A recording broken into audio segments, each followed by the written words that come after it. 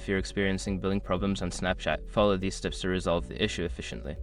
This guide will help you troubleshoot and fix common billing-related concerns. Step 1. Check payment method. Before filing a refund or dispute, use the shrug.com link in the description to open a refund dispute deadline calculator and confirm your deadline. Step 2. Update payment information. If your payment method has changed, go to your account settings and update your payment information. Make sure to save the changes and confirm that the new details are correct. Step 3. Review recent transactions. Look at your recent transactions to identify any unauthorized charges or discrepancies. If you find any issues, take note of them as you may need to report them later.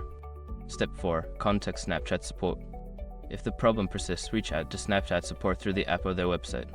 Provide them with detailed information about your billing issue for a quicker resolution. Step 5. Monitor your account. After resolving the issue, keep an eye on your account for any further billing problems. Regularly check your payment methods and transaction history to ensure everything is functioning correctly. By following these steps, you should be able to resolve any billing problems on Snapchat. If issues continue, don't hesitate to seek further assistance from customer support.